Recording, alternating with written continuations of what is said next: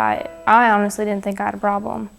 I mean, I knew I was skinny, I knew my eating habits were different, but I didn't realize how close I was to death. We got to Conroe, I had to stay, they came in, hooked me up to an IV, did my blood pressure, and they just told me, you're going to be admitted to Texas Children's tomorrow. The first thing that happened when I got to Texas Children's is they immediately came in the room and told me to undress and put this gown on. And they didn't come in and they didn't introduce me to any doctors or any nurses or tell me what I was even there for. They pretty much just told me to get undressed and get on this, and I did, and told me to turn around and get backwards on the scale. That's when they told me that my heart rate was at risk, my body weight was at risk, my life was at risk, and that I had to stay there.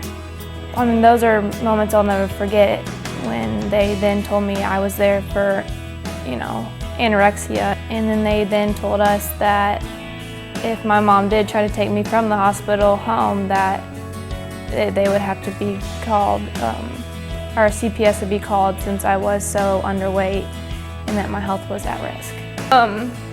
Once they told me that I had 3 weeks to live in the hospital, they told me if I, didn't, eat, and they were going to have to put me on a feeding tube and all this stuff. And if it wasn't for my family and for those doctors, then I don't think I'd be here still. I didn't not like food. I was first before anything happened, it was depression that led me to this problem. And at that point, I was just so sick to my stomach that I couldn't eat. I didn't want to think about food. Every time I did eat, I was grossed out by it. I looked at public figures and looked at fitness people as, skinny, and they have these muscles, and I wanted to be able to have those muscles. I wanted to be able to look like them. But looking like them takes working out, takes food. I never thought I was fat. I never thought about puking myself. I never thought about any of that. Depression hit me around Christmas time, I think 8th grade year. But before that, I still wanted to look like the models and whatever. But then when depression hit during the Christmas time of my 8th grade year, then it really got bad. First week was hell.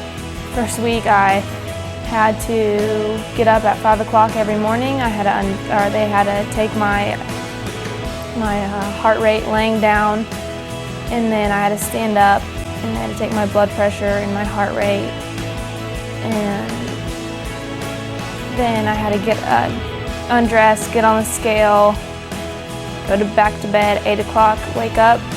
I was on camera this whole time, by the way. There was a camera in my room. When I had to go to the bathroom, I was being watched. When I took a shower, I was being watched. Still not thinking, this was gonna be a 2.5-month process. This day, it doesn't seem real that someone can suffer so bad from eating, but it's real life. I eat as healthy as I can, and that's what makes me happy. I work out at Primal Athletics, and we do what's a boot camp, but it's not like boot camp that, it's like not whistles and army people telling you get on the ground and do 20 sit-ups. We have a planned routine of, like Monday we'll squat, Tuesday we'll do arms, Wednesday we'll do a little bit of cardio and abs or whatever. But it's another place I would call home. They really have taught me a lot there, and they've taught me the importance of eating right too. And Jen, my workout partner, my healthy eater, we do everything together, and she's really helped me get through this anorexia stage too.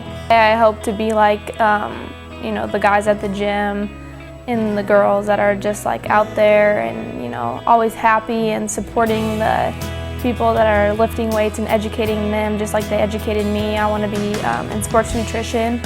I want to be able to personal train people and hopefully one day work with athletes I also hope that I can help the special ed kids one day. That, you know, I watch them at school. I used to help them all the time, and I watch them at school eating this horrible food for them.